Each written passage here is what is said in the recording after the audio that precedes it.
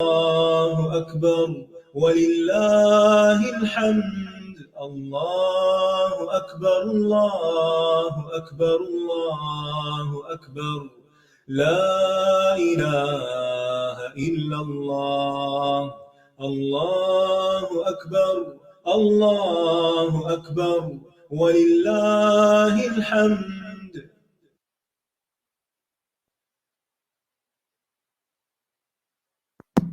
السلام علیکم ورحمۃ اللہ وبرکاتہ۔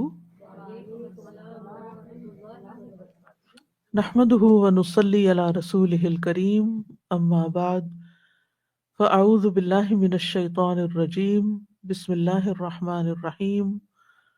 رب اشرح لی صدری ویسر لی امری واحلل عقدۃ من لسانی یفقہوا قولی۔ کتاب الدیات، باب جنین المرأتی۔ جنین کہتے ہیں پیٹ کے بچے کو، یہ جن سے ہے، جیم نون نون۔ جن کہتے ہیں اس چیز کو جو نظر نہ آئے، جیسے جنات ہمیں نظر نہیں آتے، تو جنین جو پیٹ کا بچہ ہے وہ بھی نظر نہیں آتا۔ تو عورت کے پیٹ کا بچہ جو ابھی پیدا نہ ہوا ہو، اگر وہ مر جائے تو پھر اس کا کیا ہوگا؟ حدثنا عبداللہ ابن یوسف اخبرنا مالک وحدثنا اسماعیل حدثنا مالک عن ابن شہاب عن ابی سلمۃ ابن عبد الرحمن عن ابی ہریرہ رضی اللہ عنہ۔ ابو ہریرہ رضی اللہ عنہ سے روایت ہے، ان امرأتین من ہذیل رمت احداہما الاخری فطرحت جنینہا۔ قبیلہ ہذیل کی دو عورتوں میں سے ایک نے دوسری کو پتھر مارا تو اس کا بچہ گرا دیا۔ فقضى رسول اللہ صلی اللہ علیہ وسلم فیہا بغرۃ عبد او امۃ، تو رسول اللہ صلی اللہ علیہ وسلم نے اسے ایک غلام یا ایک کنیز دینے کا فیصلہ کیا، یعنی جس عورت کا بچہ گرا تھا اس کو کیا ملے گا؟ ایک غلام یا ایک کنیز۔ یہاں لفظ غرہ استعمال ہوا ہے۔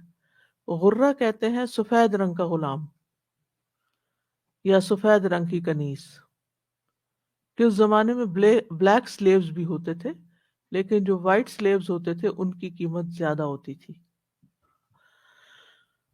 تو نبی صلی اللہ علیہ وسلم نے اس کی دیت میں یہ ادا کرنے کا حکم دیا۔ نیکسٹ حدیث ہے، حدثنا موسیٰ بن اسماعیل حدثنا وہیب حدثنا ہشام عن ابیہ عن المغیرۃ بن شعبۃ رضی اللہ عنہ عن عمر رضی اللہ عنہ۔ حضرت عمر رضی اللہ عنہ سے روایت ہے، انہ استشارہم فی املاس المرأۃ، کہ انہوں نے لوگوں سے عورت کا حمل گرا دینے کی دیت کے متعلق مشورہ کیا۔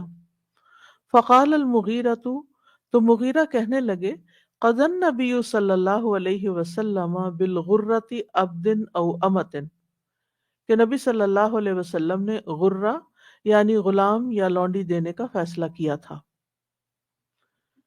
فشہد محمد بن مسلمۃ، تو محمد بن مسلمہ نے بھی اس بات کی گواہی دی کہ ایسا ہی ہوا تھا۔ انہ شہد النبی صلی اللہ علیہ وسلم قضا بہ، کہ جب نبی صلی اللہ علیہ وسلم نے اس کا فیصلہ کیا تھا ایسے مقدمے کا، تو وہ وہاں موجود تھے۔ شاہدہ کا مطلب یعنی مشاہدہ کیا تھا، وہاں دیکھ رہے تھے۔ نیکسٹ حدیث ہے، حدثنا عبید اللہ بن موسیٰ عن ہشام عن ابیہ ان عمر نشد الناس من سمع النبی صلی اللہ علیہ وسلم قضا فی السقط، فقال المغیرۃ انا سمعتہ قضا فیہ بغرۃ عبد او امۃ۔ حضرت عمر رضی اللہ عنہ نے لوگوں کو قسم دے کر پوچھا، کس نے نبی صلی اللہ علیہ وسلم سے حمل گرنے کے بارے میں کوئی فیصلہ سنا ہے؟ مغیرہ رضی اللہ عنہ نے کہا، میں نے سنا ہے، آپ صلی اللہ علیہ وسلم نے اس میں ایک غلام یا کنیز دینے کا فیصلہ کیا تھا۔ ایک ہی حدیث مختلف طرح سے بیان ہوئی، مختلف راویوں نے الفاظ کی کمی بیشی سے وہی بات بیان کی ہے۔ قال ائت من یشہد معک علی ھذا، تو حضرت عمر نے فرمایا کہ تم اپنے ساتھ گواہ لے کر آؤ، اور کون تمہارے ساتھ اس بات کی گواہی دیتا ہے؟ فقال محمد بن مسلمۃ انا اشہد علی النبی صلی اللہ علیہ وسلم بمثل ھذا، تو محمد بن مسلمہ نے کہا رضی اللہ عنہ، میں گواہی دیتا ہوں کہ نبی صلی اللہ علیہ وسلم نے یہی فیصلہ کیا تھا۔ نیکسٹ حدیث ہے، حدثني محمد بن عبد الله حدثنا محمد بن سابق حدثنا زائدة حدثنا هشام بن عروة عن أبيه أنه سمع المغيرة بن شعبة يحدث عن عمر أنه استشارهم في إملاس المرأة مثله۔ حضرت عمر رضی اللہ عنہ سے حضرت مغیرہ بن شعبہ نے سنا کہ انہوں نے لوگوں سے عورت کا حمل گرا دینے کے بارے میں اسی طرح کا مشورہ کیا تھا۔ یہ ایک اور روایت سے یہی بات آتی ہے۔ یہاں ہم دیکھتے ہیں حدیث میں کہ حضرت، یہ اگر آپ پہلی حدیث دیکھیں تو اس میں ایک راوی ہیں ابو سلمہ بن عبد الرحمن، جو ابو ہریرہ رضی اللہ عنہ سے حدیث روایت کرتے ہیں۔ آج ہم تھوڑا سا ان کا تعارف جانیں گے کہ یہ کون ہے۔ ابو سلمہ بن عبد الرحمن بن عوف بن عبد عوف ہیں، یہ عبد الرحمن بن عوف کے بیٹے ہیں۔ حضرت عبد الرحمن بن عوف ان 10 صحابہ میں سے ہیں جنہیں دنیا میں ہی جنت کی بشارت مل گئی تھی۔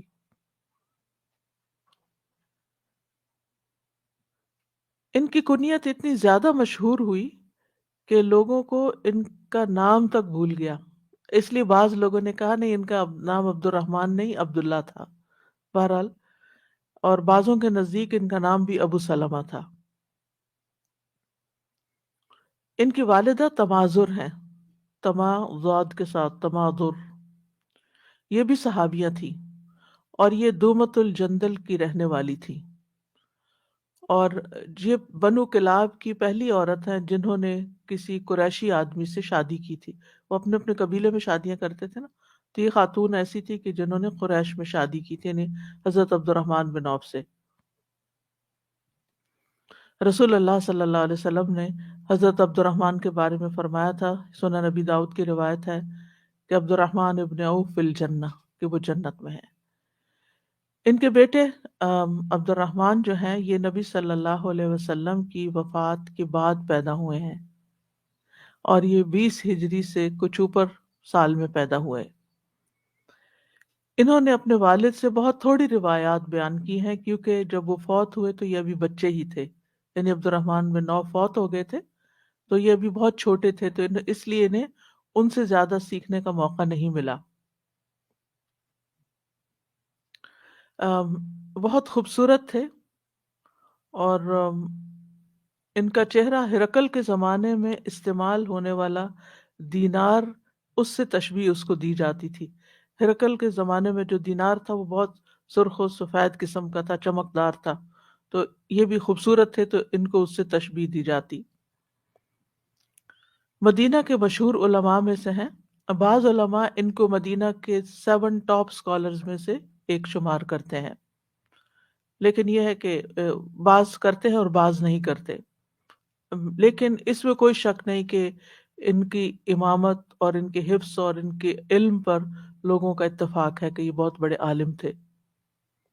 انہوں نے احادیث روایت کی ہیں اپنے والد عبد الرحمن بن عوف سے، حضرت عثمان سے، حضرت طلحہ سے، حضرت عبادہ سے، ابو قتادہ سے، ابو درداء رضی اللہ عنہم سے، اسامہ بن زید سے، حسان بن ثابت، بے شمار صحابہ سے انہوں نے احادیث روایت کی۔ ہوا یہ کہ جب صحابہ کے بچے پیدا ہوئے تو پھر وہ اپنے والدین اور والدین کے دوستوں سے، جو دیگر صحابہ تھے، ان سے احادیث روایت کیا کرتے تھے۔ ان سے ان کے بیٹے عمر بن ابی سلمہ نے حدیث روایت کی۔ اب آپ دیکھیے کہ خیر والد میں ہے، پھر اس کے بعد بیٹے میں، بیٹے کے بعد اس کے بیٹے میں، یعنی وہ خیر آگے چلی۔ اور ان کے بھتیجے سعد بن ابراہیم، ان کے بھتیجے عبد المجید بن سہیل، ان کے بھتیجے زرارہ بن مصعب، عروہ بن عروہ، عراق بن مالک، اور اسی طرح عمر بن عبدالعزیز، امام زہری، اور بہت سے اور لوگوں نے ان سے استفادہ کیا تھا۔ ان کے بارے میں علماء کی رائے یہ ہے کہ یہ ثقہ ہیں، یعنی ٹرسٹ وردی ہیں اور امام ہیں۔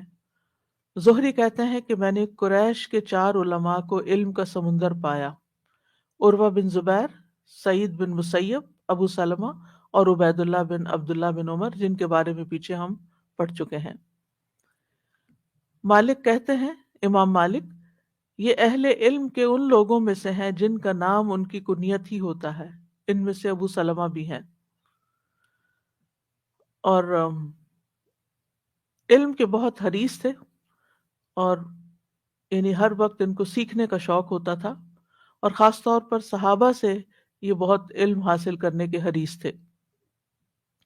ابو سلمہ کہتے ہیں کہ ایک مرتبہ میں عبداللہ ابن عمر، ایک عبداللہ بن عمر ہے اور ایک عبداللہ بن عمر ہے، یہ عمر ابن العاص کے بیٹے ہیں، کہتے ہیں کہ میں ان کی خدمت میں حاضر ہوا، وہ سمجھے کہ میں ام کلثوم بنت عقبہ کا بیٹا ہوں، تو میں نے انہیں بتایا کہ میں اسبغ کی بیٹی کا بیٹا ہوں۔ اس کے بعد یعنی تمادر کے والد کا نام تھا نا اسبغ۔ تو آپ کے پاس یہ پوچھنے کے لیے آیا ہوں کہ رسول اللہ صلی اللہ علیہ وسلم نے آپ کو کیا نصیحت فرمائی تھی، آپ کو کیا بات کہی تھی۔ عربوں میں یہ بہت زیادہ رواج تھا کہ جب کسی سے بات کرتے تھے تو اس کا تعارف حاصل کرتے تھے کہ تم کون ہو، کہاں سے آئے ہو، اور لوگ پھر اپنا بھی اور اپنا نام ہی صرف نہیں بتاتے تھے بلکہ اپنے والدین اور اپنے قبیلے کا نام اور کس علاقے سے ہیں، یہ سارا کچھ بتاتے تھے۔ وہ صرف انسانوں کے نہیں، اونٹوں کے بھی نسب نامے جانتے تھے، اونٹوں کے بھی انہوں نے نام رکھے ہوئے تھے۔ نبی صلی اللہ علیہ وسلم کی اونٹنی کا بھی نام تھا، یاد ہوگا آپ کو، قصوہ، یا قصوہ۔ تو اونٹوں کے بھی نام رکھتے تھے، تلواروں کے بھی نام ہوتے تھے۔ بنیادی طور پر یہ چیزوں کے نام رکھنا، ایونٹس کے نام رکھنا مختلف، یہ بہت سمجھدار ہونے کی علامت ہوتی ہے، اور اللہ سبحانہ وتعالیٰ نے سب سے پہلے آدم علیہ السلام کو نام سکھائے تھے، وَعَلَّمَ آدَمَ الْأَسْمَاءَ كُلَّهَا، ہر چیز کے نام سکھا دیے تھے۔ تو کیونکہ اگر ناموں کی وکیبلری ہوتی ہے تو پھر انسان کے لیے کمیونیکیشن بہت آسان ہو جاتی ہے۔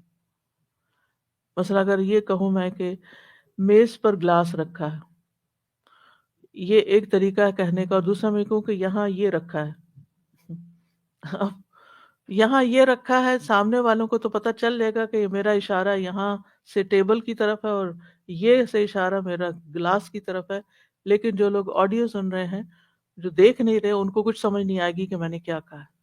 تو اس سے پھر کمیونیکیشن یعنی ادھوری ہوتی ہے، یہ رائٹ وے آف کمیونیکیشن نہیں۔ سو اینڈ سو کہہ کے بات کرنے کے بجائے اگر نام لے کر بات کی جائے تو وہ زیادہ بہتر ہے۔ سامنے والے کا بھی اگر نام لے لیا جائے تو وہ زیادہ بہتر ہے بنسبت آپ کرنے کے۔ بہرحال تو انہوں نے ان سے پوچھا کہ تم کون ہو، تو انہوں نے بتایا کہ میں فلاں ہوں۔ یہاں اس سے یہ بھی پتہ چلتا ہے کہ صرف باپ کا نہیں، ماں تک کا نام لوگ جانتے تھے کہ کون کس کا بیٹا ہے۔ انہوں نے فرمایا، میں رسول اللہ صلی اللہ علیہ وسلم کے دور میں کہا کرتا تھا کہ میں ایک دن رات میں پورا قرآن مکمل کر لیا کروں گا اور ہمیشہ روزہ رکھوں گا۔ جب رسول اللہ صلی اللہ علیہ وسلم کو یہ بات پتہ چلی تو آپ میرے گھر تشریف لائے اور فرمایا، اے عبداللہ، مجھے معلوم ہوا ہے کہ تم کہتے ہو کہ میں ہمیشہ روزہ رکھوں گا اور ایک دن رات میں پورا قرآن مکمل کر لوں گا۔ میں نے کہا، جی ہاں، ایسے ہی کہا ہے میں نے، اے اللہ کے نبی صلی اللہ علیہ وسلم۔ آپ نے فرمایا، ایسا نہ کرو، ہر مہینے میں 3 دن کے روزے رکھو۔ میں نے عرض کیا، اللہ کے نبی، میں اپنے اندر اس سے زیادہ طاقت محسوس کرتا ہوں، میں زیادہ رکھنا چاہتا ہوں۔ آپ نے فرمایا، پھر پیر اور جمعرات کا روزہ رکھو، یعنی ہفتے میں 2 دن کر لو، اگر مہینے میں 3 دن نہیں تو ٹوائس اے ویک کر لو۔ میں نے عرض کیا کہ اللہ کے نبی، میں اپنے اندر اس سے زیادہ طاقت محسوس کرتا ہوں۔ پھر آپ نے فرمایا کہ اچھا، ایک دن روزہ رکھو اور ایک دن چھوڑ دو، اور اس کو صوم داؤدی کہتے ہیں۔ تو اب یہ بات انہوں نے کسی اور سے بھی سنی ہوگی، لیکن براہ راست اس سے سننا چاہتے تھے جس نے نبی صلی اللہ علیہ وسلم سے یہ بات کی تھی۔ تو اس طرح بیچ میں یعنی کہ نمبر آف پیپل کم ہو جاتا ہے، اور وہ چین جو ہے وہ زیادہ اوتھینٹک سمجھی جاتی ہے جس میں نیریٹرز کی تعداد کم سے کم ہو۔ مثلاً اگر میں آپ سے کوئی بات کرتی ہوں تو وہ میری ون آن ون کمیونیکیشن ہوگی، اور اگر میں آپ سے بات کرنے کی بجائے کسی تھرڈ پرسن سے وہ بات کرتی ہوں جو مجھے آپ سے کرنی ہے، تو پھر وہ بات کہیں نہ کہیں کبھی بدل بھی جاتی ہے جب عام دنیا کی باتیں ہوتی ہیں، اور کبھی وہ آ، اس طرح نہیں ہوتی، اس امپریشن کے ساتھ نہیں ہوتی کہ جس امپریشن کے ساتھ انسان فرسٹ ہینڈ انفارمیشن کسی سے لیتا ہے۔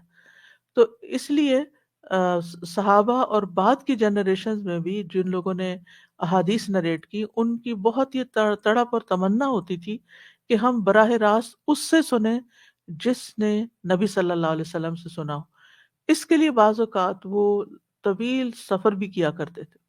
آپ کو معلوم ہے جابر بن عبداللہ ایک حدیث سننے کے لیے مصر گئے تھے، کئی دن مہینے بھر کا سفر کر کے وہاں سے حدیث سنی، اور اس کے بعد وہاں ٹھہرے بھی نہیں، اوور نائٹ سٹے بھی نہیں کیا، فوراً ہی واپس چلے گئے اور کہنے لگے میں کسی اور کام سے نہیں آیا تھا، صرف اسی کام سے آیا تھا۔ یعنی اپنی نیت بھی خراب نہیں کی۔ انسان ہوتا ہے کہ چلو اب آئے ہیں اس جگہ تو سیر تفریح کر لیتے ہیں، نہیں، جو کیا، جس کام کے لیے گئے تھے اسی کام کو کیا، اور پھر فوراً واپس آئے۔ تو کیونکہ یہ بہت شرف کی بات ہوتی تھی کہ ہم نے اس سے بات سنی ہے جس نے ڈائریکٹ نبی صلی اللہ علیہ وسلم سے بات سنی ہے۔ پھر اسی طرح یہ صحابیات سے اور خاص طور پر امہات المومنین سے بھی سیکھا کرتے تھے۔ ابو سلمہ کہتے ہیں، یہی راوی جو ہیں، کہ میں نے حضرت عائشہ سے پوچھا کہ رسول اللہ صلی اللہ علیہ وسلم جب رات میں نماز کے لیے کھڑے ہوتے تو کس دعا سے نماز شروع کرتے تھے؟ انہوں نے کہا کہ نبی صلی اللہ علیہ وسلم جب نماز کے لیے کھڑے ہوتے تو یہ دعا پڑھتے تھے، اللہم رب جبرائیل و میکائیل و اسرافیل فاطر السماوات والارض عالم الغیب والشہادت انت تحکم بین عبادک فیما کانوا فیہ یختلفون اہدنی لما اختلف فیہ من الحق باذنک انک تہدی من تشاء الی صراط مستقیم۔ یعنی اللہ اکبر کہہ کے پہلے یہ دعا پڑھتے، پھر سورۃ فاتحہ پڑھتے تھے، یعنی یہ تہجد کی دعا میں سے ہے۔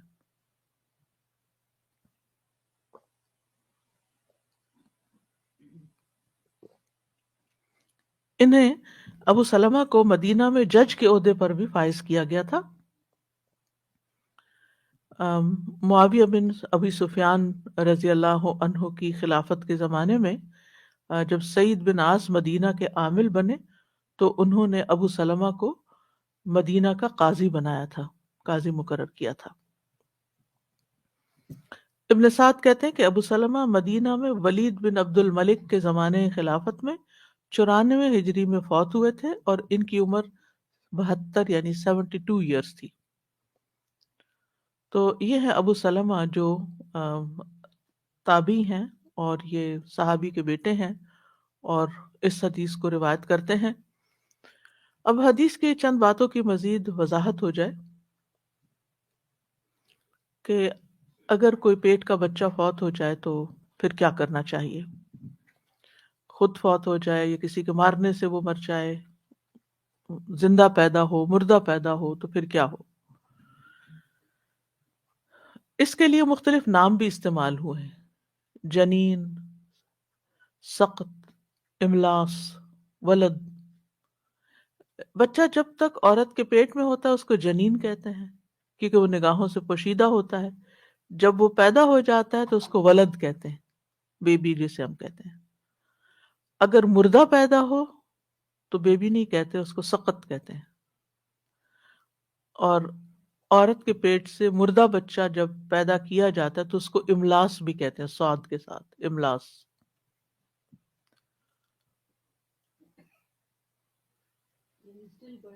اسٹل برتھ جو ہوتی ہے املاس کہلاتی ہے۔ اب اس میں دیت، جیسے کہ پیچھے حدیث میں ہم نے پڑھا کہ غرہ ہوگی، اور غرہ غلام یا لونڈی کے لیے لفظ استعمال ہوا ہے جو سفید رنگ ہو، اور کتنی مالیت کا غلام ہو۔ فقہا نے اس میں غلام کی قید یہ لگائی ہے کہ اس کی قیمت کم از کم 5 اونٹوں کے برابر ہو، 5 اونٹوں کے برابر۔ یعنی غرہ سے مراد یہ نہیں کہ بہت ہی مہنگا ہو، بلکہ کم از کم اتنی قیمت کا غلام ہو. اور ایک اونٹ آپ دیکھیں اب کتنے کا آ رہا ہے، 1 لاکھ سے تو، لاکھ میں تو معمولی سا اونٹ آئے گا، یعنی کم از کم بھی 5-7 لاکھ پھر یہ بن جاتی ہے. اب یہ 2 عورتیں جنہوں نے آپس میں لڑائی کی تھی اور ایک نے دوسری کو پتھر مار کے قتل کر، یعنی عورت کو بھی قتل کر دیا اور بچے کو بھی، تو نبی صلی اللہ علیہ وسلم سے پھر یہ فیصلہ لیا گیا کہ یہاں ایک قتل نہیں ہوا، 2 ہو گئے ہیں، بچہ بھی مر گیا ہے، ماں بھی مر گئی ہے. تو اس کے متعلق پھر آپ نے یہ فیصلہ دیا تھا کہ جرمانے میں ایک غلام لیا جائے گا اور قاتل عورت کے اسبہ پر مقتولہ کی دیت کی ادائیگی لازم ہوگی. اسبہ عورت کے مرد رشتہ دار، یعنی باپ اور چچا وغیرہ جو ہوتے ہیں.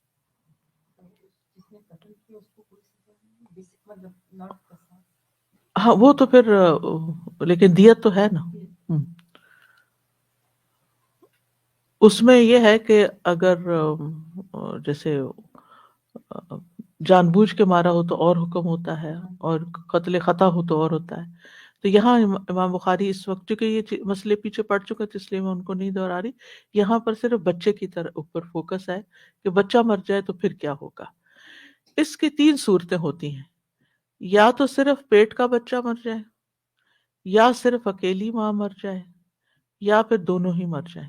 یعنی کسی نے مارا پریگننٹ عورت کو تو پھر کیا نتیجہ نکلا. اگر صرف پیٹ کا بچہ مرے تو صرف ایک غلام دینا ہوگا، صرف اونلی، اور اس کی ذمہ داری قاتلہ کے اوپر ہوگی، یعنی جس نے قتل کیا. اگر صرف ماں مر جائے تو اس میں صرف دیت ہوگی، ماں مر گئی ہے، بچہ صحیح پیدا ہو گیا، اور اس دیت کی ذمہ داری اسبہ پر ہوگی. ٹھیک ہے. اور اگر پیٹ کا بچہ اور ماں دونوں مر گئے تو بچے کی طرف سے ایک غلام دینا ہوگا اور اس کی ذمہ داری قاتلہ پر ہوگی، اور ماں کی طرف سے دیت دینی ہوگی اور دیت کی ذمہ داری اسبہ پر ہوگی. پھر اس میں 2 چیزیں آ جائیں، ایک ہو تو ایک، 2 ہو تو 2. ماں کے پیٹ سے مردہ بچہ نکلے تو اس صورت میں قصاص کا حکم ہے. یعنی اگر جنین ماں کی موت کے بعد، ماں مر گئی، بچہ بھی پیٹ میں تھا، مردہ نکلا، تو مارنے والے پر ماں کی دیت اور جنین کا غلام یا لونڈی ادا کرنا واجب ہوگا. اس میں کوئی فرق نہیں کہ وہ ماں کی موت کے بعد مردہ پیدا ہو یا اس کی زندگی میں مردہ پیدا ہو، دونوں صورتوں میں اس کی غرہ ہی ہوگی، اس کی دیت. اب یہاں پر ایک اور چیز بھی ہے کہ حضرت عمر رضی اللہ عنہ نے مغیرہ بن شعبہ سے گواہ طلب کیا. وہ کیوں؟ حالانکہ مغیرہ بتا چکے تھے کہ یہ نبی صلی اللہ علیہ وسلم کا فیصلہ ہے. تو اس کا جواب یہ ہے کہ حضرت عمر رضی اللہ عنہ کسی اور وجہ سے شک میں تھے، تو انہوں نے یقین اور اطمینان بڑھانے کے لیے، کیونکہ کچھ فیصلے ایسے ہوتے ہیں کہ جس میں بہت سارے اور لوگ بھی انوالو ہوتے ہیں، یعنی اگر دیت دینی ہے یا غلام دینا ہے، اور تو وہ ظاہر ہے جو دے گا اس کے اوپر ایک بڑی بھاری مالی ذمہ داری آئے گی. تو اس میں پھر یہ کہ ایسی ذمہ داری ڈالنے سے پہلے بات کو پکا کر لینا چاہیے، یقینی علم ہونا چاہیے. ورنہ جب کوئی صحابی یہ کہہ دیتے ہیں کہ نبی صلی اللہ علیہ وسلم نے فرمایا تو اس کے اوپر گواہ نہیں مانگے جاتے. خبر واحد بھی قابل قبول ہوتی ہے.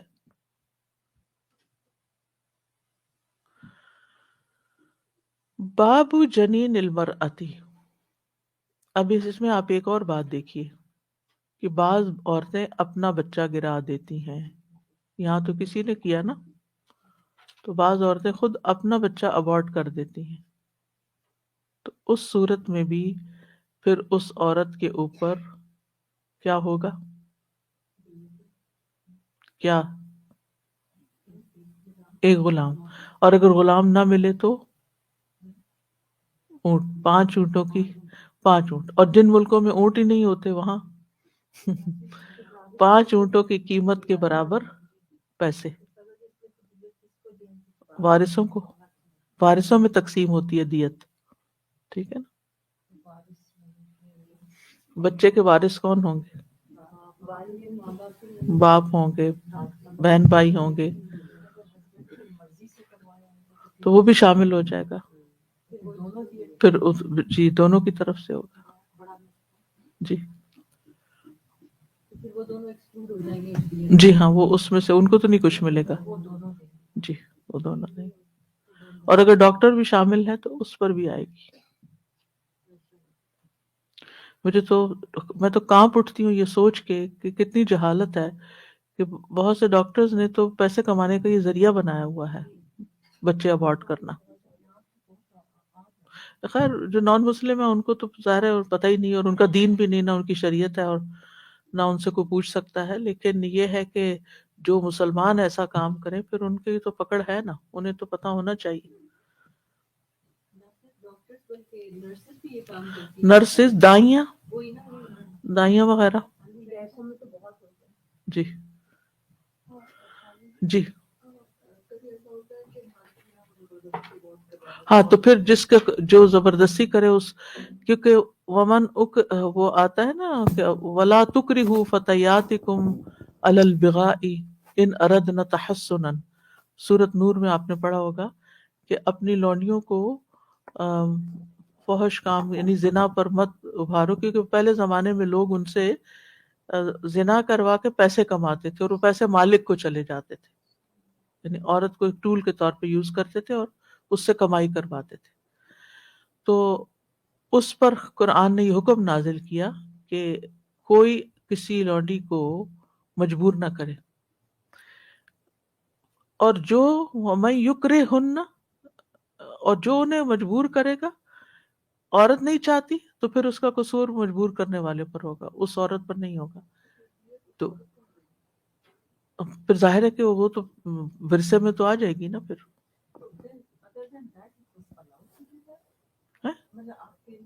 نہیں نہیں، وہ تو عادت ہے، کیونکہ غلام عورت اگر اپنی یعنی ایک لونڈی اپنی مرضی سے کچھ کرتی ہے تو اس کی سزا تو پیچھے ہم پڑھ چکے ہیں نا، ٹھیک ہے نا، کہ آدھی ہوتی ہے آزاد عورت کی نسبت. ٹھیک ہے، یہاں یہ ہے کہ اگر کوئی مجبور کرتا ہے تو اس کا حکم ہے. جی استاذہ جی، ذہن میں سوال آ رہا تھا، ویسے تو خیر احادیث میں مینشن نہیں ہوا، جیسے اس کی پریگننسی کی مدت اس میں شامل نہیں ہے، بھلے وہ 3 months کی پریگننٹ جب ہے روح یا پڑ جائے، فل ٹرم روح ہے. پڑ جائے بچہ تو اسی کو کہیں گے نا. جی جی، میرا کہنے کا مطلب ہے کہ فل ٹرم ڈلیوری پہ بھی وہی دیت ہے. اور جی جو ہاں جی بالکل.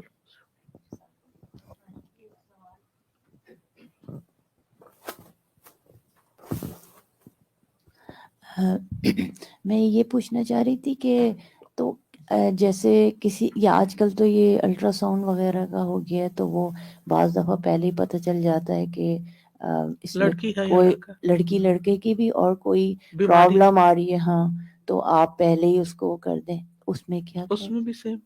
اور یعنی کہ بیمار کو زندہ رہنے کا حق نہیں ہے.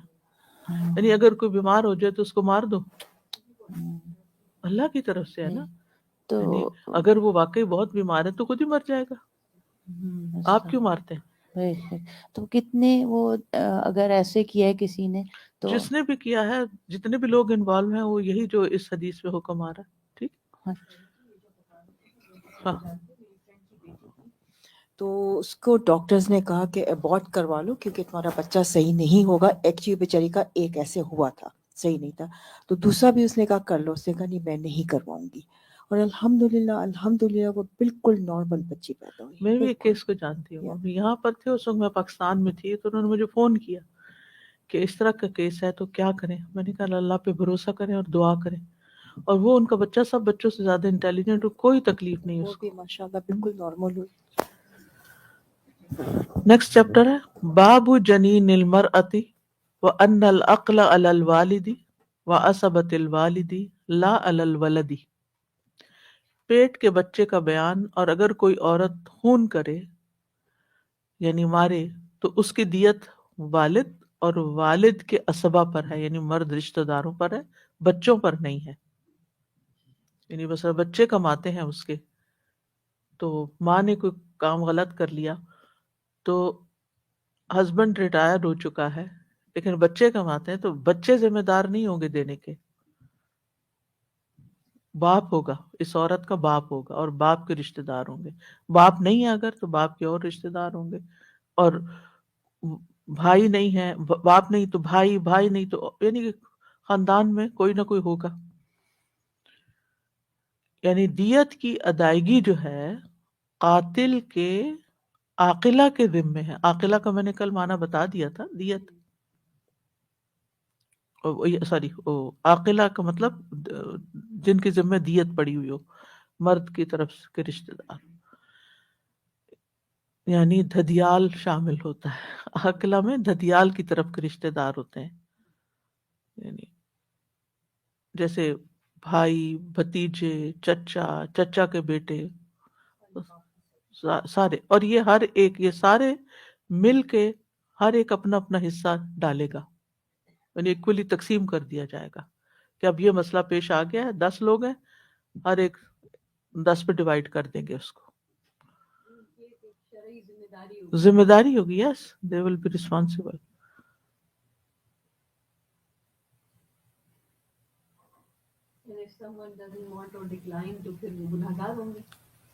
ظاہر ہے کہ ان کی ذمہ داری پڑ گئی نا، وہ نہ دینے کے قابل ہو تو پھر وہ اور بات ہے، اس کے تو. پھر ہے حدثنا عبداللہ ابن یوسف حدثنا اللیث عن ابن شہاب عن سعید ابن المسیب عن ابی ہریرہ ان رسول اللہ صلی اللہ علیہ وسلم قضا فی جنین امرأۃ من بنی لحیان بغرۃ عبد او امۃ. ابو ہریرہ کہتے ہیں کہ رسول اللہ صلی اللہ علیہ وسلم نے بنو لحیان کی ایک عورت کے بچے کے متعلق ایک غلام یا کنیز دینے کا فیصلہ کیا تھا. ثم ان المرأة التي قضى عليها بالغرة توفیت، پھر وہ عورت جس کے خلاف آپ نے دیت دینے کا فیصلہ کیا تھا مر گئی. فقضى رسول اللہ صلی اللہ علیہ وسلم ان میراثها لبنیها وزوجها، آپ نے فرمایا کہ اس کی وراثت اس کے بیٹوں اور شوہر کو ملے گی. وان العقل على عصبتها، اور دیت کی ادائیگی ددیال والوں کو کرنی ہوگی. کیونکہ عقل تو یہ کہتی ہے نا کہ جو آپ کی وراثت لے رہے ہیں وہی آپ کے پھر ذمہ دار بھی ہوں. تو نہیں، ایکچولی کیوں پیچھے کیوں جاتی ہے یہ بات؟ اس لیے کہ تربیت میں، اٹھان میں وہ ذمہ دار ہے، ان کی پروڈکٹ ہے.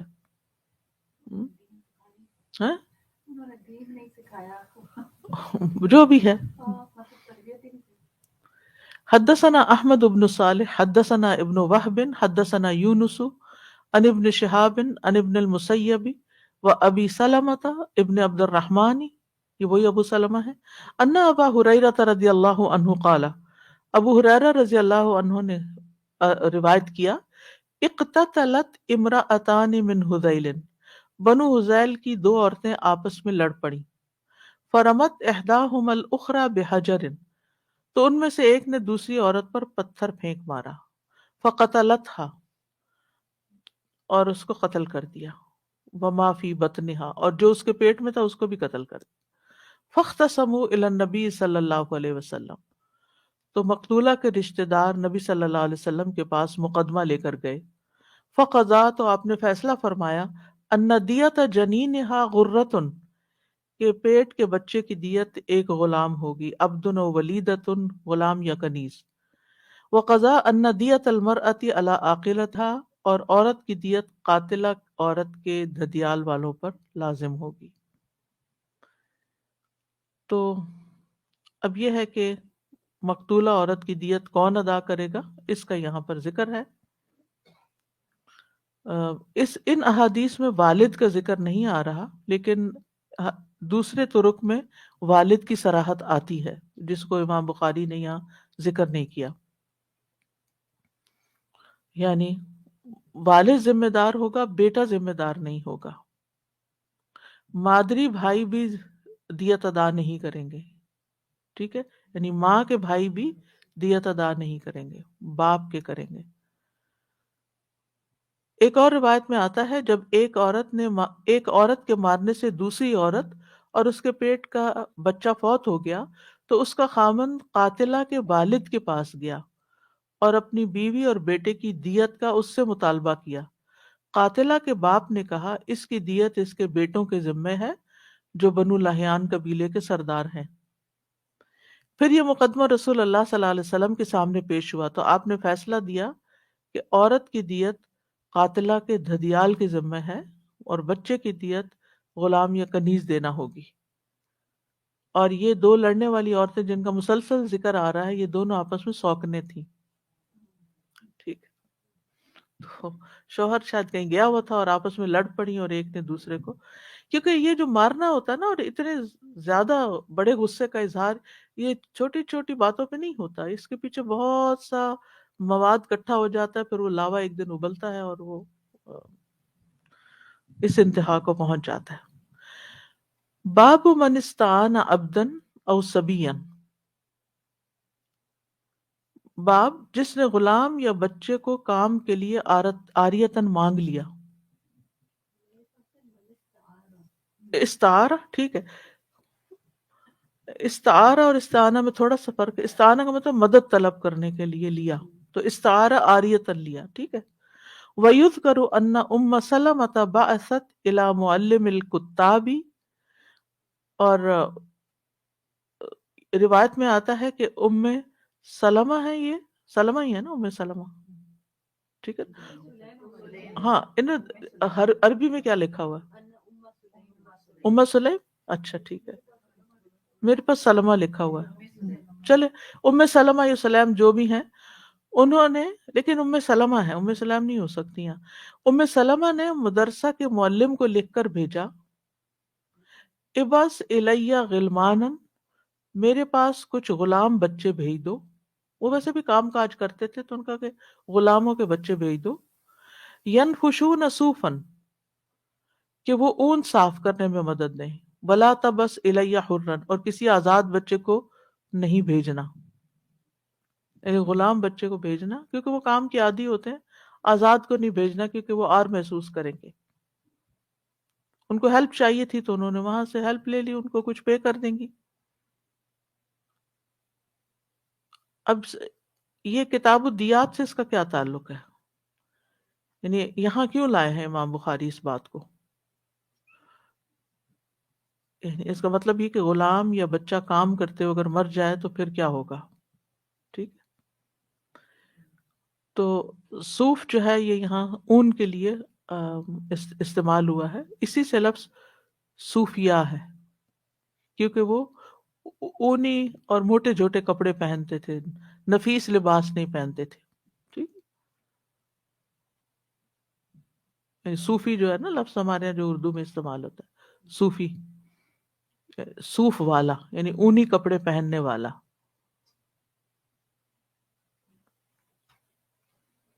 یہاں پر آپ دیکھیں کہ امام بخاری نے جو باب باندھا ہے یہ اصل ٹیکسٹ کی حدیث نہیں، اس کو بعض علماء نے کہا ہے کہ یہ کوئی اتنی اسٹرانگ حدیث نہیں ہے کیونکہ یہاں لفظ وَيُذْكَرُ آیا ہے، یہ دیکھ رہے ہیں آپ اوپر عربی میں یذکرو ذکر کیا جاتا ہے، کہا جاتا ہے، کہا جاتا ہے کہ ایسا ہوا تھا، ٹھیک ہے۔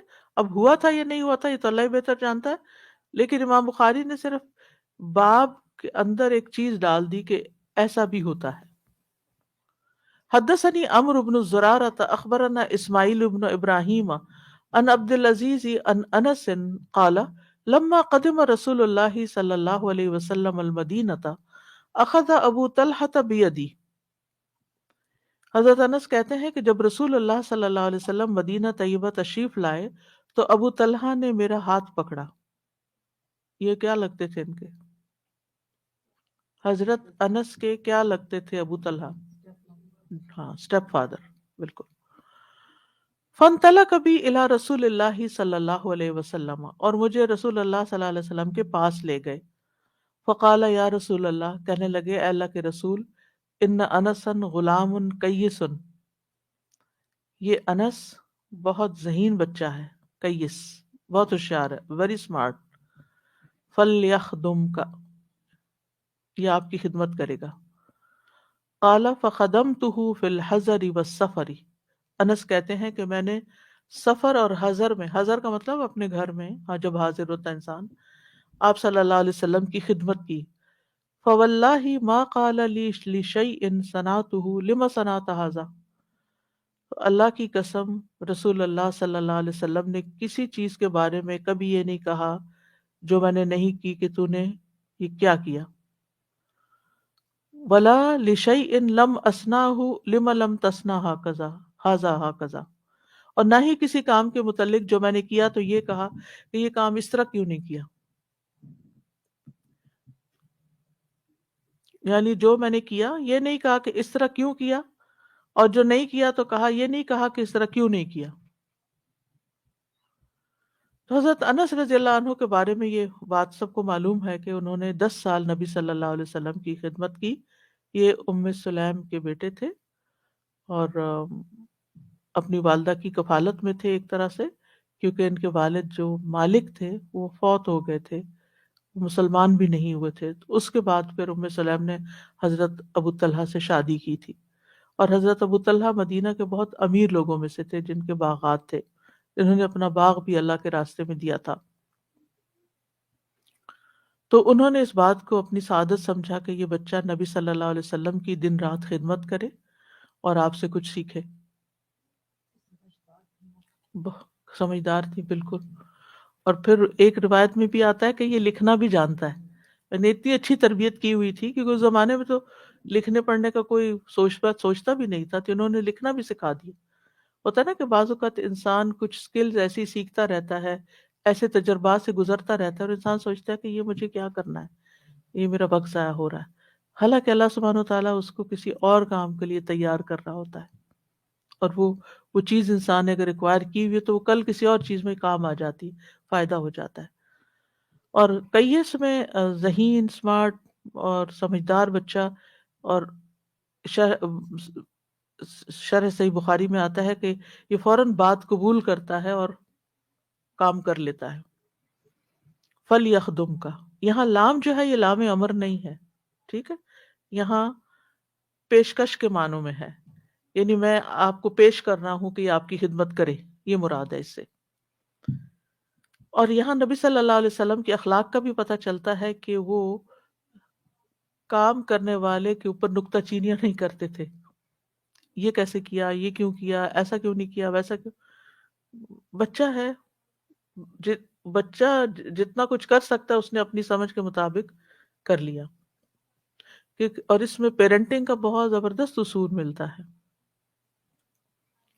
بجائے اس کے کہ یہ کہنے کے کہ یہ ایسے کیوں کیا، اور بچے کو کیا سمجھ آئے گی کہ یہ کیسے کرنا تھا. پھر تو اس کو یہ بتانا چاہیے کہ اگر یہ یہاں نہیں، اگر یہ یہاں رکھیں تو زیادہ اچھا لگے گا، کیا خیال ہے.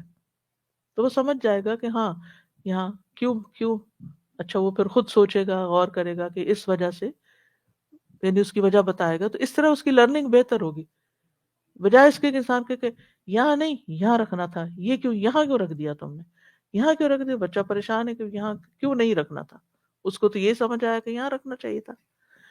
تو اس طرح کے جو تعلیم اور تربیت کے رویے ہوتے ہیں وہ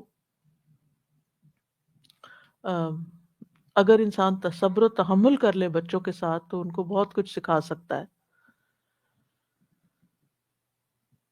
اور بغیر ڈانٹ کے آپ صحیح ڈائریکشن دیا کرتے تھے لوگوں کو، جس میں چھوٹے اور بڑے سبھی شامل ہوتے ہیں. اور اس سے ہی بھی پتہ چلتا ہے کہ غلاموں کے ساتھ، اپنے ماتحت لوگوں کے ساتھ، اپنے سے چھوٹوں کے ساتھ نرمی اور شفقت کا سلوک کرنا چاہیے، اور دنیاوی کاموں میں بچوں کو ڈانٹ ڈپٹ نہیں کرنی چاہیے. اور اس سے یہ بھی پتہ چلتا ہے کہ بچوں سے بچپن سے ہی کام لینے میں کوئی حرج کی بات نہیں ہے، بچوں سے کام لے سکتے. اب تو اس کو بہت بڑی ابیوز بنا دیا گیا ہے نا، چائلڈ ابیوز کے نام سے بچوں کو بیکار ناکارہ کرنے کی. کیونکہ جو بچے بچپن میں کام نہیں کرتے ان کو بڑے ہو کر کام کرنا نہیں آتا، اور وہ ان کے لیے ان کی اپنی زندگی ایک بوجھ بن جاتی ہے.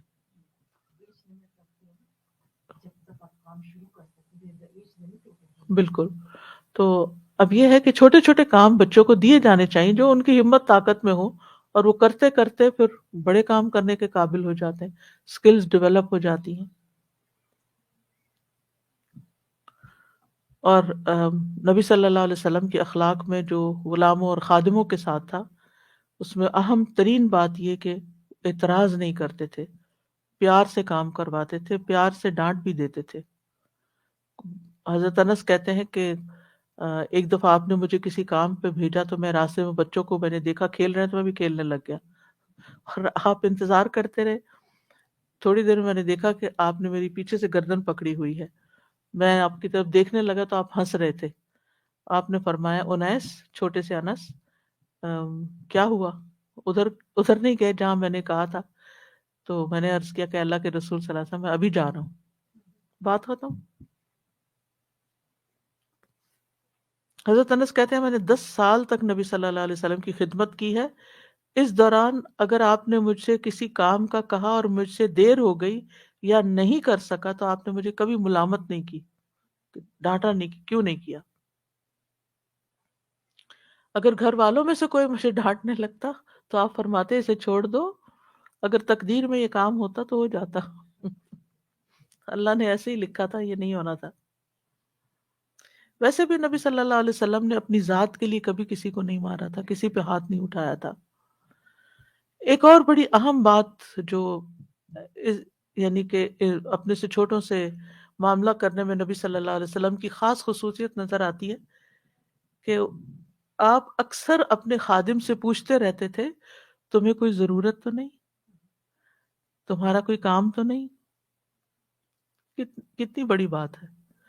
ہمارے خادم اگر لے کر بھی آتے ہیں اپنی کوئی ضرورت تو ان کو 4 نصیحتیں کر کے اور پھر ان کی خامیاں، خرابیاں، شکایتیں لیفٹ اینڈ رائٹ ہر جگہ کرتے رہتے ہیں، یہ ایسا کرتے ہیں، یہ ویسا کرتے ہیں، اپنا ہی اعمال نامہ کالا کرواتے رہتے ہیں۔ اور یعنی انسانی سلوک بھی بعض جگہوں پہ نہیں ہوتا، کچھ لوگ تو بہت اچھا معاملہ کرتے ہیں لیکن کچھ لوگ بہت ظلم کرتے ہیں، اور یہ ظلم قیامت کے دن پوچھا جائے گا اس کے بارے میں۔ تو آپ کے ایک خادم تھے، ان سے اکثر آپ پوچھتے کہ تمہاری کوئی ضرورت تو نہیں، کوئی کام تو نہیں؟ تو وہ کہتے ہیں کہ ایک دن میں نے کہا کہ مجھے ایک کام ہے۔ تو آپ نے پوچھا کیا کام ہے؟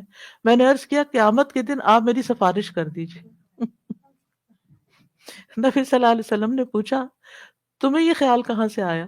اس نے عرض کیا اللہ نے دل میں ڈال دیا۔ تو آپ نے فرمایا پھر سجدوں کی کثرت سے میری مدد کرو، یعنی پھر نماز زیادہ پڑھا کرو، نفل زیادہ پڑھا کرو۔ یہ نہیں کہا کہ ٹھیک ہے تم فکر نہیں کرو، تم میرے خادم ہو تو میں تمہارے وہاں کام آ جاؤں گا، نہیں، خود اپنے لیے کچھ کرو تو ہاں پھر میں بھی مدد کروں گا۔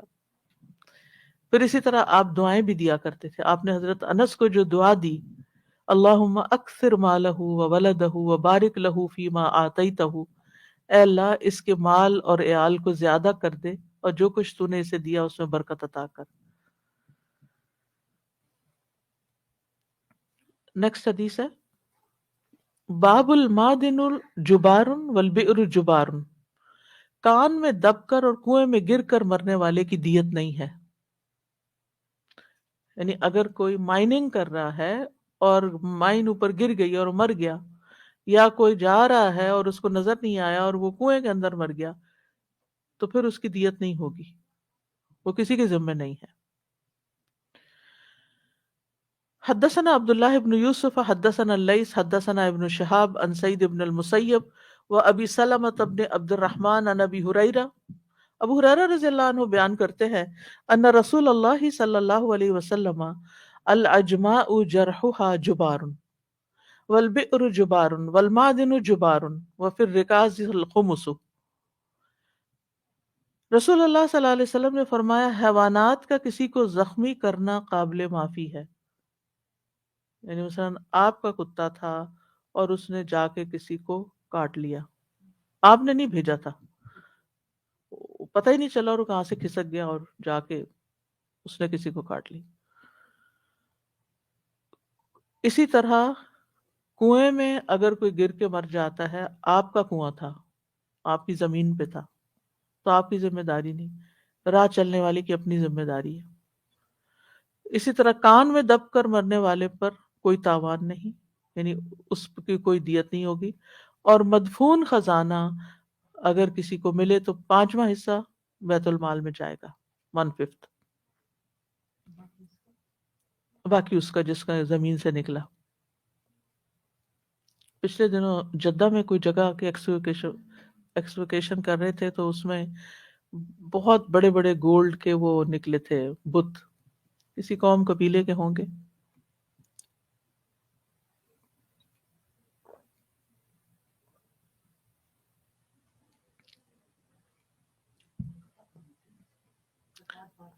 جی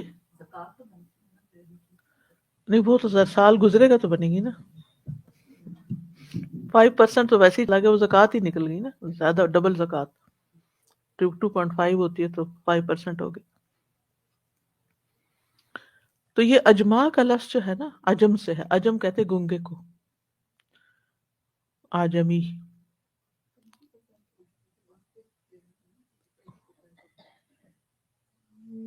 فائیو یعنی 1/5 چلی جائے گی نا، 20% ہوگی. یس ٹھیک ہے، شکریہ. تو اجماع اس لیے کہتے ہیں کہ وہ بولنے کی قدرت نہیں رکھتے تھے جانور جو ہے نا. جی تو حیوانات یعنی جو بول نہیں سکتے، وہ اگر کسی کو زخمی کر دیں یا ہلاک کر دیں، مار دیں، تو مالک پہ جرمانہ نہیں ہے، خاص طور پر جب مالک ساتھ نہ ہو. اگر مالک ساتھ ہوگا تو پھر جرمانہ آئے گا، کیونکہ اس نے کیوں نہیں پکڑ کے رکھا اس کو.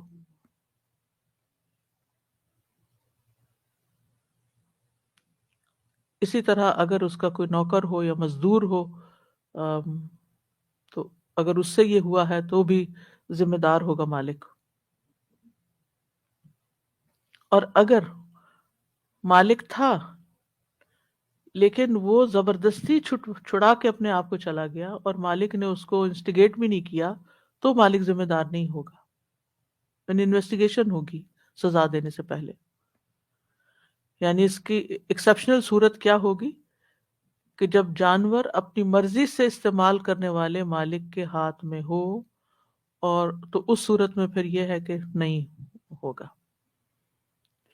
اور دوسرا مسئلہ یہ کہ اگر کوئی کھیتیاں رات کے وقت جانور تلف کر دیتا ہے تو اس کے مالک سے جرمانہ لیا جائے گا کہ تم نے باندھ کے کیوں نہیں رکھا اس کو. وہ یاد ہے قرآن مجید میں قصہ آتا ہے نا داؤد علیہ السلام کا، جس میں وہ ایک بندے کی بکریاں جو تھیں وہ رات کے وقت اس نفشت فیہ غنم القوم، اور انہوں نے جا کے اس کا کھیت ختم کر دیا تھا.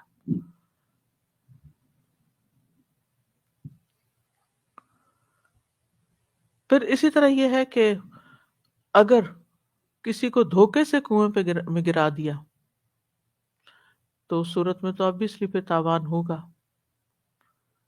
یا پھر اس نے ایسی جگہ کنواں کھود رکھا ہے کہ جس میں جو لوگوں کی عام گزر گاہ ہے، تو اور اس نے کوئی اس کی کناری نہیں بنائی ہوئی، یا اس نے کوئی روک نہیں رکھی یا لکھا نہیں کہ یہاں کنواں ہے، تو پھر اس صورت میں تو ذمہ دار ہوگا. یعنی اصل میں ان معاملات میں یہ دیکھا جائے گا کہ غلطی کس کی ہے، گرنے والے کی غلطی ہے یا کنواں بنانے والے کی غلطی ہے.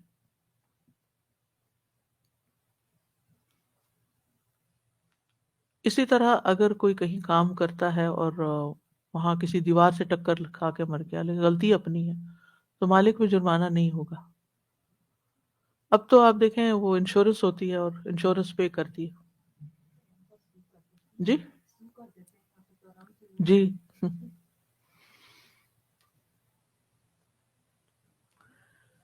اس حدیث سے جو بنیادی بات پتہ چلتی ہے وہ یہ ہے کہ اسلام بندوں کے حقوق کی حفاظت کرتا ہے. اسلام میں بندوں کے حقوق، ان انسانوں کے حقوق ہیں، ان کو حقوق العباد کہا جاتا ہے. اور اسلام جو ہے وہ عدل پر مبنی فیصلے کرتا ہے، کسی پر بھی لا ضرر ولا ضرار، کسی کو بھی نقصان نہیں دیا جائے گا.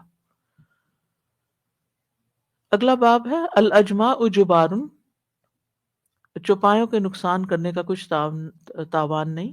وقال ابن سیرین کانوا لا یدمنون من النفحۃ ویدمنون من رد العنان.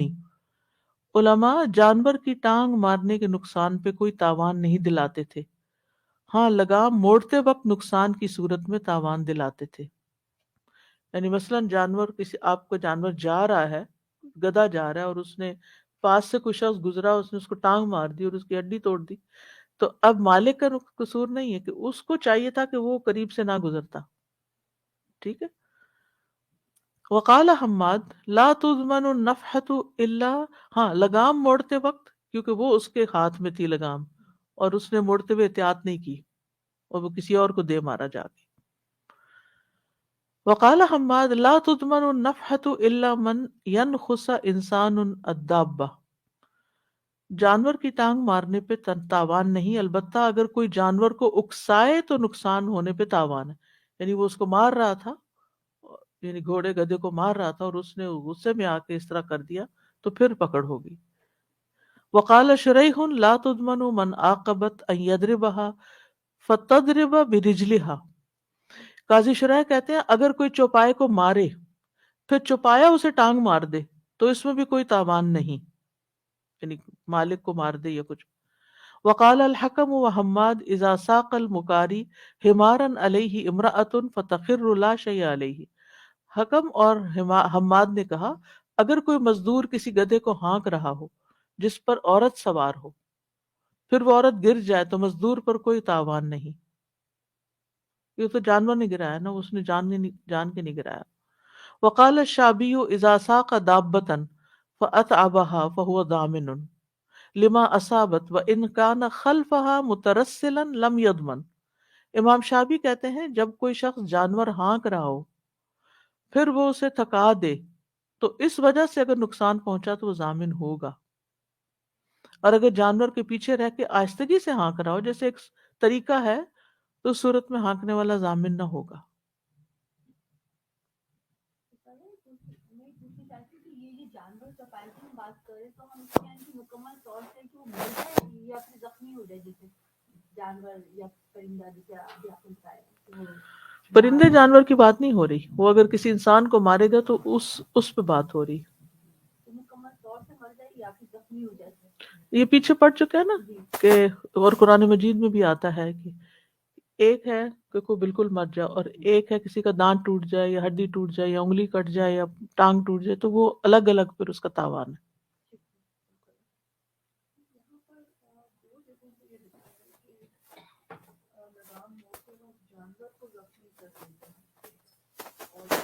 لکھا ہوا ہے اب اردو میں کہ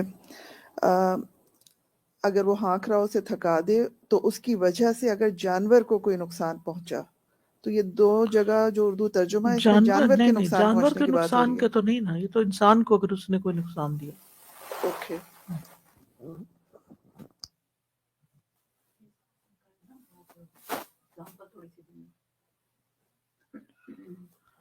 اور اس میں یہ دیکھیں کہ اگر یہ بھی ترجمہ کیا جائے نا تو بات بنتی ہے. کیوں؟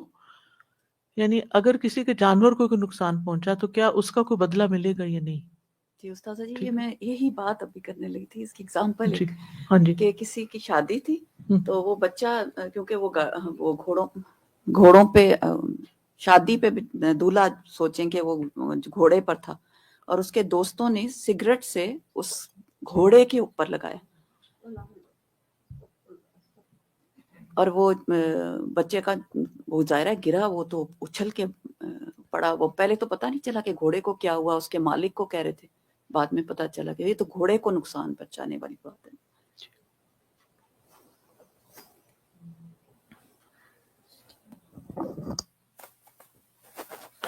مطلب یہ ہے کہ یہ سارے اتفاقی نقصانات ہیں، انہیں بائی چانس ہو گئے اور ان سے بچنا مشکل ہوتا ہے، اس لیے ان میں کوئی تاوان نہیں.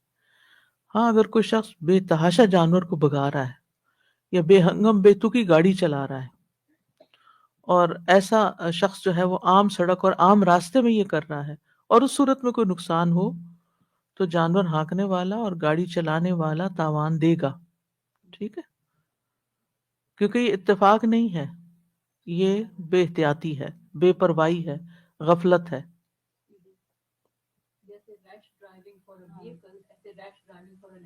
جی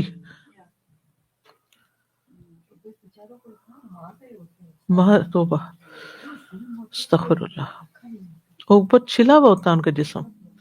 حدثنا مسلم حدثنا شعبۃ عن محمد بن زیاد عن ابی ہریرہ رضی اللہ عنہ عن النبی صلی اللہ علیہ وسلم الاجماع عقلها جبار والبئر جبار والمعدن جبار وفی الرکاز الخمس۔ ابو ہریرہ کہتے ہیں انہوں نے نبی صلی اللہ علیہ وسلم سے روایت کی کہ آپ صلی اللہ علیہ وسلم نے فرمایا جانور کسی کو زخمی کر دے تو اس کی کچھ دیت نہیں، اسی طرح کان میں کام کرنے سے کوئی نقصان پہنچے یا کنویں میں گرنے سے کوئی نقصان آئے تو اس میں بھی کوئی تاوان نہیں، اگر کہیں سے مدفون خزانہ آئے تو اس میں 5واں حصہ بحق سرکار لیا جائے گا۔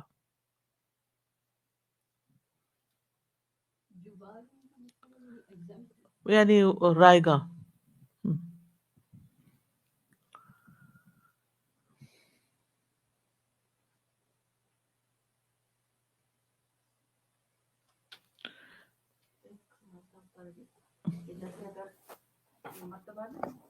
ٹریفک میں ایسے ہوتے ہیں، اونٹ ہوتے ہیں جا رہے ہوتے ہیں یا کچھ ہوتے ہیں تو وہ بھی ایسے پیچھے ان کے وہ کارٹس ہوتی ہیں اور سامنے اونٹ باندھا ہوتا ہے اور اونٹ جا کے کسی کو ہٹ کر دیتا ہے، تو اس قسم کے بھی کیس میں کیا ہوگا پھر؟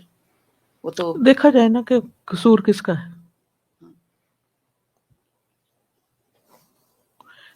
یعنی کہ حیوانات کے نقصان، یعنی حیوان اگر نقصان کرتا ہے تو اس کے تاوان میں کچھ چیزیں مد نظر رکھی جائیں گی۔ اگر کسی کا جانور اچانک کھل گیا، یعنی اس نے باندھا تھا، سب کچھ کیا، لیکن آپ نے کبھی عید کے بکرے رکھے ہوں یا کچھ، تو آپ کو رسی توڑ اور جا کے کسی کا باغ چر گیا۔ وہ مجھے یاد ہے ایک دفعہ ہم کسی کے لان میں بیٹھے، ان کا گیٹ کھلا رہ گیا، اللہ اکبر، 2-3 بکریاں اندر گھس آئیں، انہوں نے آتے ہی اتنی تیزی کے ساتھ ان کے پھول اور پودے اور وہ نوچنا شروع کیے، ستیہ ناش کر دیا چند منٹ کے اندر، اور ہم خواتین بیٹھے ہوئے، ہم تو پکڑ بھی نہیں سکتے تھے ان کو۔ تو اس قسم کے قصے بھی ہو جاتے ہیں کہ کسی کا اس رات سویا، اس نے باندھ کے سویا، صبح اٹھا تو پتہ چلا کہ ہمسائے کا کھیت تباہ کر کے رکھ دیا، ان انٹینشنلی ہو گیا۔ تو ایسی صورت میں نقصان جانور کے مالک سے نہیں لیا جائے گا، ٹھیک ہے۔ اگر اس نے جان کے کھولا یا اسے پتا چل گیا کہ جانور کھل گیا ہے لیکن اس نے پکڑا نہیں اس کو جا کے اور باندھنے کی کوشش نہیں کی، یا چرواہا ساتھ تھا، چرواہے کو ساتھ بھیجا ہوا تھا لیکن پھر بھی وہ کھیت چر گیا، تو مالک سے تاوان لیا جائے گا۔ پھر جی سستی غفلت سے کیا نا دیا۔ اسی طرح کوئی شخص اپنے جانور عام راستے سے لے کے جا رہا تھا، اس دوران میں جانوروں نے کسی کا کھیت کچل دیا، ادھر گھس گئے، رائٹ یا لیفٹ، اور جا کے بیٹھ گئے یا چلے یا گزرے ادھر کیا، یعنی صحیح راستہ چھوڑ کے ادھر سے گزرنا شروع ہوئے، اور سارا وہ سب اس کی جو پروڈکٹ تھی، کھیت تھا، اس کو لتاڑ کے باہر نکل گئے، تو پھر بھی مالک کو نقصان دینا ہوگا، یعنی تاوان دینا ہوگا۔ اسی طرح اگر لات چلانے یا پیر جھاڑنے یا دم ہلانے سے کوئی نقصان ہو تو اس میں تاوان نہیں ہوگا، کیونکہ یہ جانور کی فطرت ہے اور اس سے روک نہیں سکتے آپ، یعنی مالک جو ہے وہ جانور کو روک نہیں سکتا کہ دم نہ ہلائے۔ یعنی ہو سکتا ہے نا کہ کوئی پاس کھڑا ہو تو گھوڑے نے اتنی زور سے دم ہلائی کہ وہ بال کسی کی آنکھ میں جا لگا اور یا کچھ اور اس طرح کا نقصان ہو گیا۔ پھر اسی طرح اگر کوئی جانور لوگوں کو سینگ مارتا ہے یا کسی نے کتا پالا جو لوگوں کو کاٹتا ہے، اسے تنبیہ کی گئی کہ اپنے جانور یا کتے کو قابو کرو، اور اس نے سستی سے کام لیا تو اس کے کاٹنے پر اس کو نقصان کرنا۔ اب دیکھیں کچھ بی ویئر آف ڈاگ وہ گھروں کے باہر لکھا ہوتا ہے، تو پھر اس صورت میں ہر کوئی اپنا بچاؤ خود کرے، پھر مالک کی ذمہ داری نہیں، کیونکہ مالک کنٹرول تو کرتا ہے لیکن پھر بھی بعض اوقات چیزیں آگے پیچھے ہو جاتی ہیں۔ اسی طرح بکریوں کے اگر 2 چروائے، ایک آگے جا رہا ہے ایک پیچھے جا رہا ہے، اور اگر انہوں نے کوئی بکریوں نے نقصان کیا تو دونوں سے پھر یعنی دونوں سے ہرجانہ لیا جائے گا۔ لیکن یہ ہے کہ بے جان سواریاں جو ہیں، جو انسان چلا رہے ہوتے ہیں، جیسے سائیکل ہے، ان کی اپنی مرضی تو کوئی نہیں نا، موٹر سائیکل ہے، بس ہے، ویگن ہے، ریل ہے، جہاز ہے، تو وہ بھی پھر اکارڈنگلی دیکھا جائے گا کہ غفلت کتنی ہے، اور اگر سو گیا تو کیوں سو گیا، یا اگر تیز رفتاری تھی یا شراب پی ہوئی تھی، جو بھی ریزن ہو پھر اس کے مطابق معاملہ ہوگا۔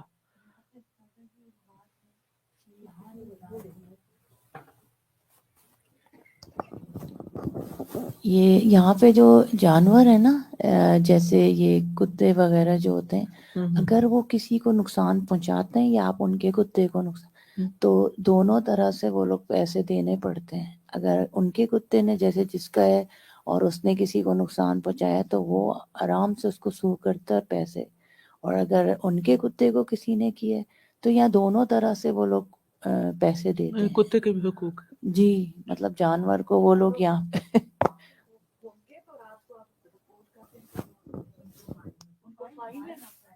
اگر رات کو کتا بھونک رہا ہے آپ کا تو اس کا بھی فائن ہے. نہیں تو کتے کو بھونکنے سے کیسے روک سکتے ہیں؟ کہ انہوں نے اس کو یا تو کھانا نہیں دیا یا اس کا کچھ پرابلم ہے, اس کو باہر باندھا ہے لوگوں نے تب بھی کیونکہ پھر باہر سے شور کرتے تھے نیبرز ڈسٹرب ہوتے ہیں. فائن اگر 11 بجے کے بعد ہاں جی. تک کے ہے بیٹھ تو وہ اگر کسی کو ڈسٹربنس نیبرہڈ میں تو وہ اگر کر دیں ان کو کال تو وہ پھر اس پہ فائن ہے.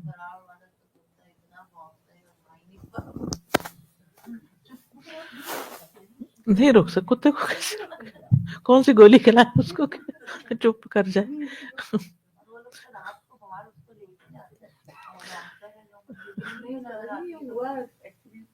اور اگر بلی کرے پھر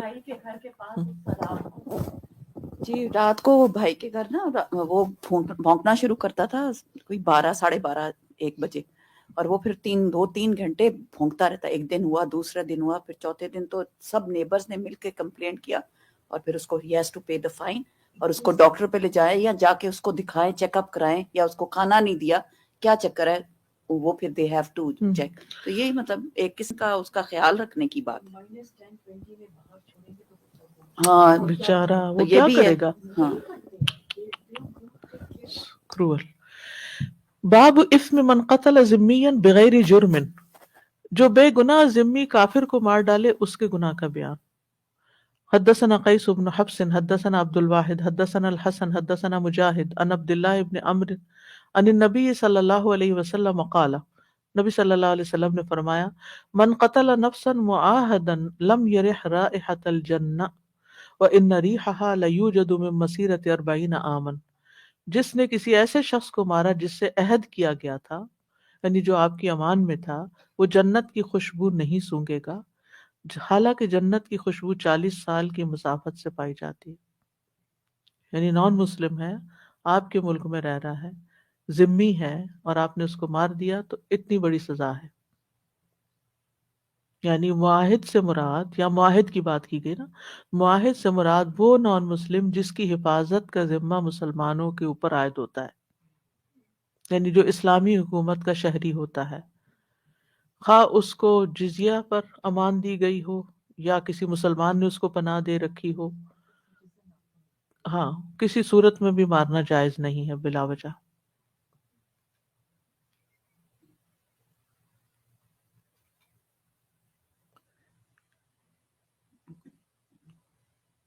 اور اس میں یہ کہ یہ عہد شکنی ہے, یعنی عہد توڑنا ہے.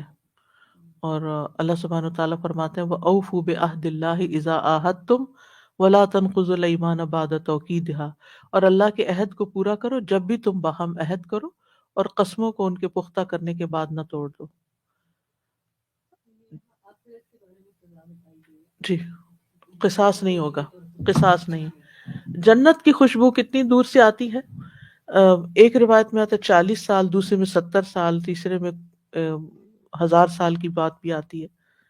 تو فرق کیوں ہے؟ اعمال کا فرق ہے.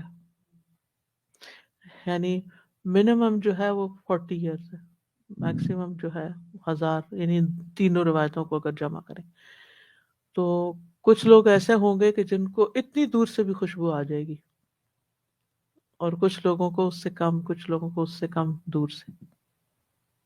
یعنی جن کے اعمال زیادہ اچھے ہوں گے ان کو دور سے آ جائے گی خوشبو. باب لا یقتل المسلم بالکافر, مسلمان کو ذمی کافر کے بدلے قتل نہیں کیا جائے گا. حدثنا احمد بن یوسف حدثنا زہیر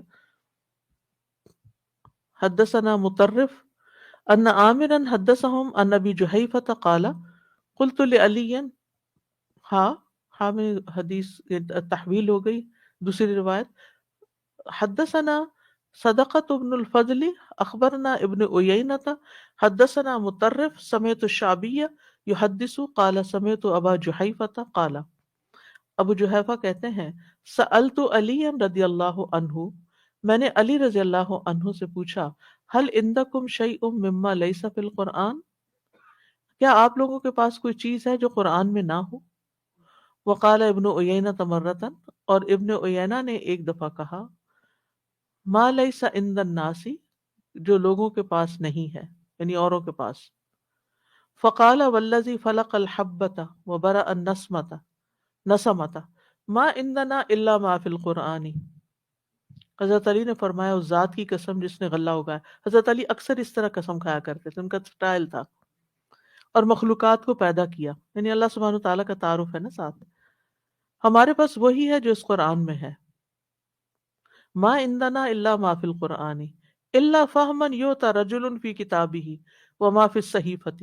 ہاں وہ فہم و فراست ہے جو اللہ تعالیٰ کسی کو قرآن کے متعلق عطا کرتا ہے. یہ اللہ کا خاص فضل ہوتا ہے کچھ لوگوں پر کہ ان کو وہ سمجھ میں آتا ہے. اور حضرت علی بہت بڑے عالم تھے. یا جو اس صحیفے میں ہے. قلت ما وما فی الصحیفہ، میں نے کہا صحیفے میں کیا ہے؟ قال العقل وفکاک الاسیر والا یقتل مسلم بکافر. انہوں نے فرمایا اس میں دیت اور قیدی چھڑانے کے احکامات ہیں، اور یہ بھی ہے کہ کوئی مسلمان کسی کافر کے بدلے میں قتل نہیں کیا جائے گا.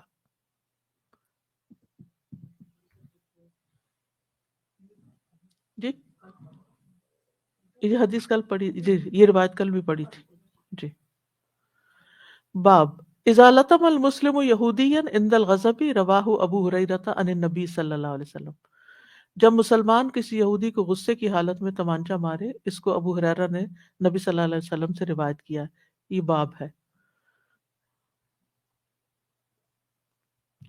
حدثنا ابو نعیم حدثنا سفیان عن عمرو بن یحیی عن ابیہ عن ابی سعید عن النبی صلی اللہ علیہ وسلم قال لا تخیروا بین الانبیاء.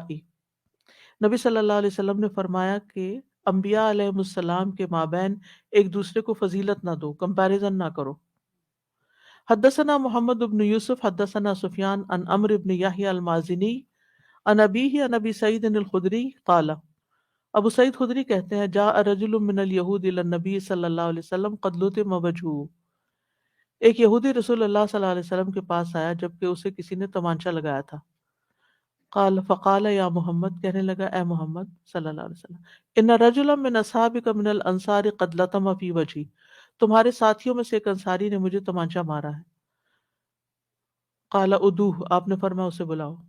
فدعوہ، تو لوگوں نے بلایا اس کو. قال لما لطمت وجہہ، آپ نے فرمایا تم نے اسے کیوں تپڑ لگایا اس کے چہرے پہ؟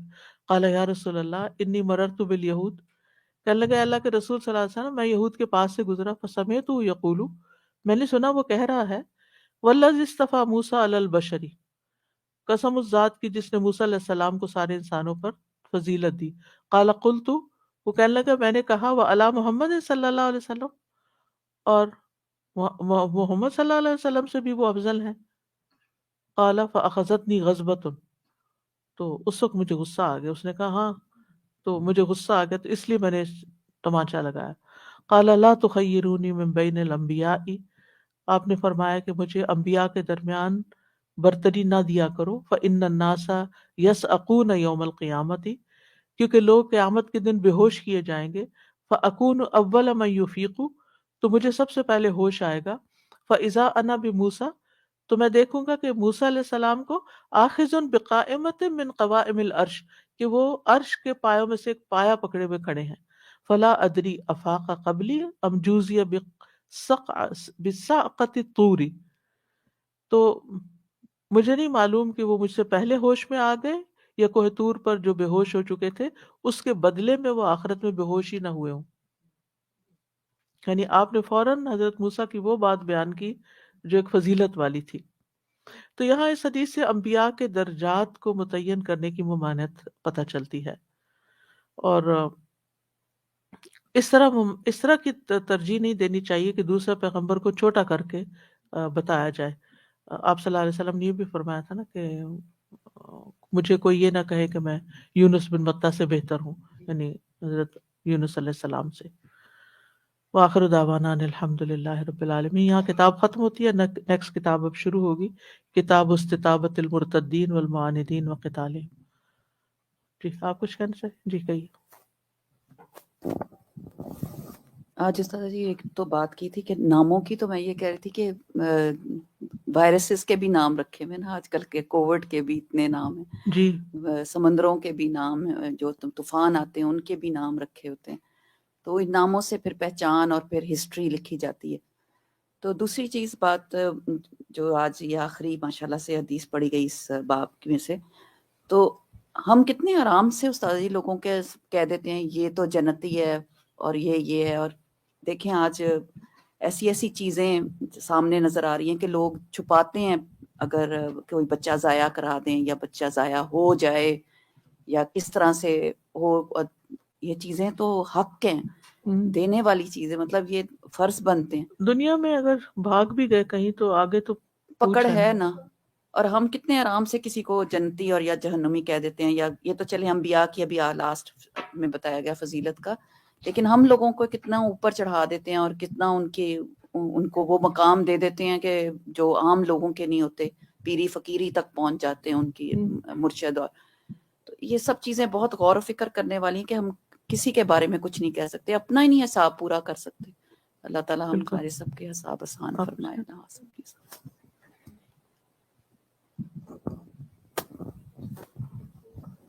السلام علیکم.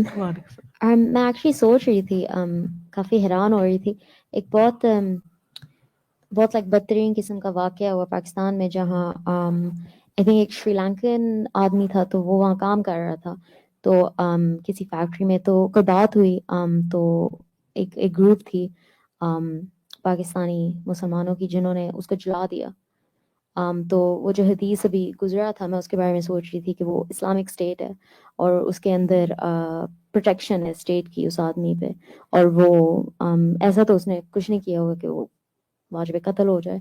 تو ایک نہیں تھا تو بہت سارے لوگ اس میں، تو جتنے بھی شامل ہو نا تو سب کی پکڑ ہوگی. جی بالکل. تو استغفر اللہ، اٹس سو اسکیری پڑھنا کہ فریگرنس بھی نہیں ملے گا انہیں پیراڈائز کا. تو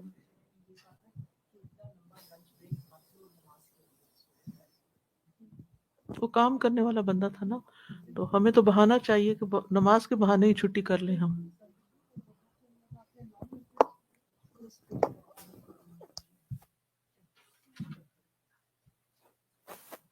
جہالت ہے نا، علم بھی نہیں ہے. اور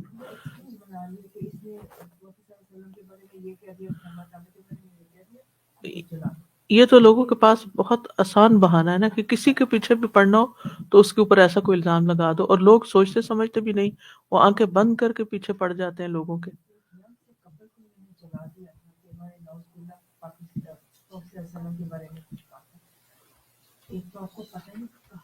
کہا بھی تھا، اور ایسے پیچھے ہم پڑھ چکے ہیں نا، ایسی چیزیں کسی کو اجازت نہیں کہ وہ اپنے ہاتھ میں لے لے. اگر کسی نے کہا ہے تو آپ شکایت کریں اور پھر وہ انویسٹیگیشن ہو، اگر وہ اقرار کرے گا تو، اور اگر اقرار نہیں کرے گا تو آپ سزا بھی نہیں دے سکتے. یہ تو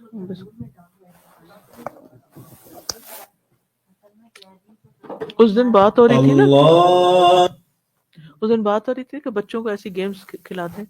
اب ریسنٹلی جو ایک حادثہ ہوا ہے کہ ایک بچے نے اپنے بھائیوں کو، اپنی بہنوں کو اور ماں کو، سب کو قتل کر دیا، کیونکہ وہ اتنا گیمز کے ساتھ ایڈکٹڈ تھا کہ اس کو یہ تھا کہ جیسے گیم میں مارنے کے بعد دوبارہ اٹھ جاتے ہیں، تو اس نے سوچا کہ یہ پھر واپس اٹھ جائیں گے.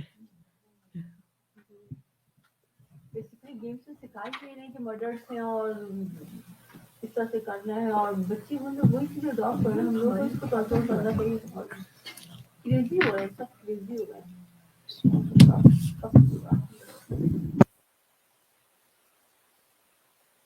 الله أكبر الله أكبر الله أكبر لا إله إلا الله الله أكبر الله أكبر ولله الحمد الله أكبر الله أكبر الله أكبر لا إله إلا الله الله أكبر الله أكبر ولله الحمد